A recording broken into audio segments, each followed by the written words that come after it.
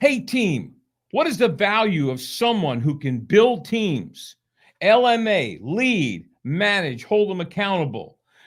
Building teams, attracting teams, managing teams. That's the key to success in business today. We've got that expert. Let's talk about Ken Truckee. Ken, he grew up in Wisconsin. He started his career as a consultant with two national firms. He moved to Michigan to run a manufacturing company, and he has been an interim executive and turnaround consultant with Clarity Advisors for 14 years. Welcome, Ken.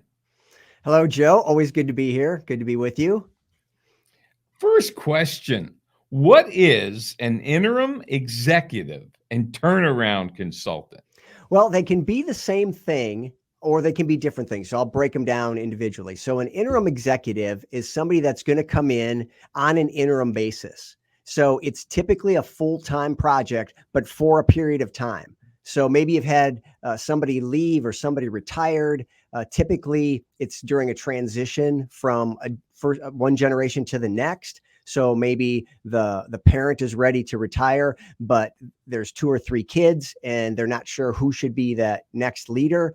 And so you bring in an interim executive. So I could come in as the CEO and to help both groom those kids and kind of help decide who should be that leader. And so it could be a few weeks. It's typically months, but it can also take a couple years. If it's a transition like that from generation to generation, that's typically a 24 to 48 month project because you've just got to bring them along to get them ready to step into the role. But it can be also much shorter. If somebody just leaves a company and you've got a gap for a period of time, it could just be a couple weeks or a couple months. And so that's the interim type role. And turnaround is kind of what you see on a lot of the reality TV shows where things are a mess and you need to come in and get things organized and get things aligned and get people back on track. I tend to refer that as companies that end up in the ditch. You got to get them up out of the ditch and back on the road.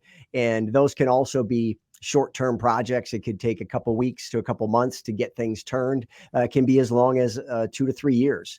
And so I've done all those types of projects and sometimes more than one at a time and sometimes only one at a time, just depending on the amount of time it's required to get things going again. So when you get into a company, do you work with sales, operations, finance, or all of them? Yeah, it really depends. Typically in a turnaround situation, you're going to come in at a high level, a general manager, operations, typically actually a president or CEO, because you're going to need that span of control to work on whatever's not right and make sure everything's aligned. If you come in as only the finance person where your span of control and influence is pretty limited, and in a turnaround situation, you want to have broad reach. Now, you can also come in a turnaround situation truly as a consultant and just work with the team, work with that CEO or president and not have an active kind of in the business role. And I've done both. I've advised as a consultant and I've also participated hands-on in a specific role. And they're just different. Sometimes it's nice to have actual authority within a company. And sometimes it's nice to just coach the team that's there and help them because they're going to be able to transition faster if they're there the whole time rather than you there. And then you have to kind of tag off at some point. Right. Just depends on how strong their team is, how committed the leadership is, and what the problems are specifically. Well, I had an ulterior motive for having you on. You know, we're friends, clients. This is the 3rd time you're on the show. You're probably the only three-peat we've ever had. There we go. Yeah. I'm going to start getting rings like the NBA. Yeah, but there's a reason for that because when one of our clients and friends begins a new venture, maybe not a new venture, but a pivot, adding something, we like to know about that, and we want our audience to know about it. So what are you working on right now? Yeah, well, thanks for asking, Joe, and I do appreciate you bringing me on the show again. Always fun to be with you. Right now, I'm launching a podcast, and it's called the Clarity Advisors Show. My business advisory firm is Clarity Advisors. And so the show is mainly focused on building and growing your team today. And part of the premise is that there's some timeless truths that don't change, that building a team is building a team in whatever era and whatever generations you're talking about. And then there's some timeliness. We've got different generations in the workforce now that have different expectations. We have different social pressures to deal with. We've got different economic pressures to deal with. And so there are some things that are genuinely different today than maybe they were years ago. And so we're going to talk about what's different and what's changed and what things aren't changed that still work. And it's conversations with leaders in the trenches and in different situations, and just talking about what's worked and what hasn't, what lessons have you learned, and what can we learn to be better every day with our teams. So here's a pointed question. Who are you looking for? Not names, but positions or types of people for you to have as guests that would add value to your audience? Oh, that's a great question. So it really can vary from, we've had people that are doing startups or have experience in the startup world, all the way to people that run multi-hundred people type organizations. So very well established, very large. And whether that might be a centralized company where there's a couple hundred people in a building, or at least used to be in a building, and now might be remote, to dispersed things that, where that's stores, typically retail type operations, where you've got teams of people in different places. And every one of those situations is different, and we want to touch on all those things. So anything from startup to established, leaders, frankly, in their 20s, and then all the numbers past that, because again, different experiences bring different perspectives to the conversation. And you've got to, whether you're 25 or 45, you're going to have to deal with people who are 25 and 45. And so how do 25-year-olds work with 25-year-olds? How do 45-year-olds now work with 25-year-olds? Just because things are different now, how do 45-year-olds work with other 45-year-olds, but in a different way, because now we're remote? All those types of things are what we're trying to focus on with the show. Yeah, I think age has kind of kicked out both ways. Yesterday, I spoke at a big convention, and this convention was hosted by a company that trains and certifies and licenses electricians. Okay. And these were the upper level managers and owners. And I will tell you, there were people that were white-haired, and then there were people that, looked like they had just graduated high school. Mm-hmm. And they're managing both ways. Yep, And the absolutely. common denominator was they were all involved with teams. Okay. All right. Yeah. So, In the end, regardless of what business or industry you're in, people are involved. And when people are involved, it gets tricky and it gets complicated and it gets messy. And whether that's just you trying to deal with your customers and maybe some suppliers or contractors, or you working with your team, and maybe they're working with their team under you, and then still dealing with customers and suppliers. There's always people, and it's just different. And now with remote thrown into the mix, it's just added another layer of complication. Now, there's still, again, those fundamental truths about people are people, and certain things need to still be true and still be in place. But we also have some things that have changed in how we work together. And if nothing else, just geographically, it's much easier, and people are much more open to working with people who you're not necessarily going to be in a room with, maybe ever. You're just going to be on a video call with. Okay. So before I put you on a hot seat here for a second. That wasn't the hot seat yet? No, this has been easy so far. Okay. And the reason why I wanted you on our show is so many people in our audience are either part of a team, mm-hmm. manage a team, lead a team, are trying to build a team. So our entire audience would benefit from your podcast. So I want to get into a logistics thing first. Okay. How do people reach you to be a guest, first of all? Yeah, great. I appreciate that. So you can reach me directly at ken@clarityadvisors.io.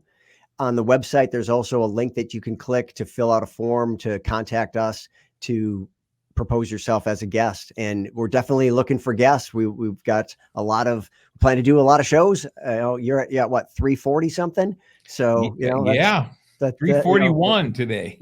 Yeah, there you go. So plenty of spaces to fill. and looking forward to having great conversations. Everybody's got a story and everybody's got different experience. And we're looking to, again, bring all those different perspectives to the table to help the business leader wherever they are in that journey, whether they're brand new or even before that, if they're just thinking about starting a team.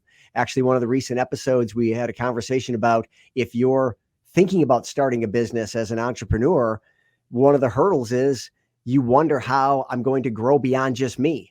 Yeah. How will I handle building that team? How do I make my first hires? How do I think about managing that team? So we're going to have those conversations too, even if you don't have a team yet. And then all the way through to people that have had teams for years, but are maybe dealing with some of the changes that are either generational or environmental or societal or economic or whatever those change agents are. Yeah. We're having to deal with those. We're having to navigate through those. So let's talk about that. All right. So one more logistics thing before the hot seat. Okay. Where are people going to be able to where and when does your podcast launch? Yeah, the podcast is up already. And so you can find it on the usual podcast suspects, Spotify, Apple, iTunes. We're on YouTube if you want to watch. What was the name of that again? The show? Yeah. Clarity Advisors Show. And I'm assuming you'll put a link in the show notes, right? We'll make sure that happens. Excellent. Dawn, make sure we get in the show notes Clarity Advisors show for his podcast. But so let's pick one thing here before we move you over to our second interview. Let's pick, if you were going to pick the hardest thing right now, single number one thing leaders or managers are confronted with in building their team, what is it? Oh, I think what I've seen, what I've experienced is hands down remote.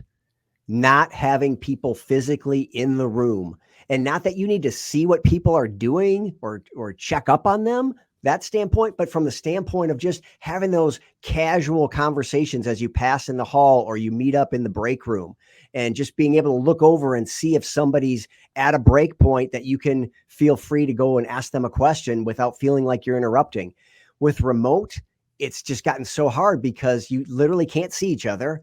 And while a lot of teams use things like Microsoft Teams or Slack or other tools to stay connected, well, you don't know, you can't see them to know whether you're interrupting or not. So basically everything's an interruption, and then people have to choose. Do I want to leave those tools open and leave myself open to that constant interruption? Or do I want to not and potentially not be available and miss something? It's a weird dynamic, and managers and leaders are struggling with how to keep their teams cohesive, how to keep people aligned around what we're doing and stay connected to what we're doing. And it's a big challenge. And you're not physically together. You can't see things. There's a different energy. And yeah, you can get on, video conferences, Zoom meetings, team meetings, and talk and meet. It's just different. The energy is different. And there's studies out there now that show that it's cognitively draining, that you not only have to be thinking about what you're saying and listening to what other people are saying, but you're looking at them, but at a screen, and you're looking at yourself. And so there's just a lot going on in your head. That's why sometimes I think we've all experienced now having done back to back Zoom meetings, and you're exhausted and you're thinking it's only 11 o'clock in the morning. How can I be so tired? Well, there's a different load on you being on video calls than there is sitting in a conference room talking to somebody or having even a phone call. It's just It's very different. So that's a huge challenge. I know it was kind of a long answer, but there's a lot to it. I mean, we've had some guests addressing the whole virtual meeting thing. We had Gabby on, who worked for a television station, who's always in front of the camera. And a lot of the things that went on during COVID was Zoom stuff, and it wore her out. Yeah, totally. Absolutely. What is one thing you're doing for your team to offset this challenge? Well, one thing that we're doing with the company, you know Pro Trainings really well. With Pro Trainings, where I'm working consistently with, we do a daily huddle. And we used to do it literally standing up in a huddle in a circle. And now we all meet on Zoom every morning. And we pick kind of a quirky time so that people can remember it. So it's at 10 minutes after 10. And so we have cleverly come to dub it the 10-10 meeting. And so every day at 10-10, we're jumping on a Zoom meeting, and it's the same format, the same agenda as the in-person stand-up used to be, which is we have some good news and appreciation. Appreciation is one of the core values. And so we're trying to live that by giving people that opportunity at the beginning of the meeting to raise your hand and give a shout out to somebody who helped them. Then we do a little golf clap for that person. And so we do a little bit of recognition like that. Or if you just have good news, could be personal good news. And maybe your dog had puppies or you had a great weekend. and then we go into a couple of numbers, go through some metrics. So again, that kind of pulls people together, reminds us what we're doing and reminds us how we're doing. And then we go around the horn and everybody raises their hand and gives just a quick couple seconds about what their focus is for the day and if they need any help. And that's really the key. That's the thing that you're trying to not lose with virtual is if you need help, you don't feel isolated. It's really easy when you're at home in your spare bedroom or wherever you do your work and you're sitting staring at your screen all day to feel alone because, well, you're alone. And so we want people to feel like, no, you're still connected. And if you need help, this is the chance. Every day in the morning, you can raise your hand and say, hey, I still need that thing. Or could somebody stay on after the meeting for a minute? I have something I want to run by you. It's just a chance to make sure we're getting the help that we need and we're aware of each other's needs. And that's it. And it's literally a 10-minute meeting. We do all that with 25 people every day in 10 minutes.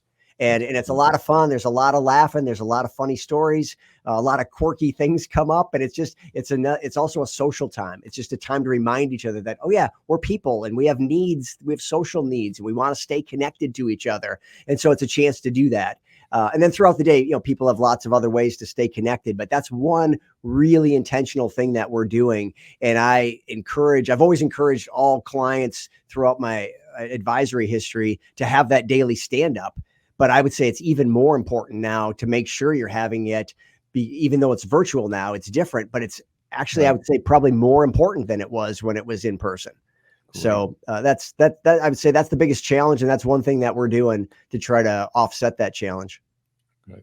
Well, the number one reason why we had this segment was to get people to really, really get on that podcast. So once again, tell them the name of it and where they can get it. Sure. It's the Clarity Advisors Show, and we're at clarityadvisors.io. Man, I'm fired up. I didn't know it was up already. I knew you were batching. So when this podcast is done recording, I'm going to definitely subscribe to it and listen to it. Is it going to come out once a week? Once a week. Yep. Yeah. Fantastic. Likely on Wednesdays. So that'll be great. That is super. Well, thanks so much. You know how to get to Ken now. If you want to be a guest, reach out to him, but make sure minimally you subscribe to his podcast. Let's blow up his numbers fast.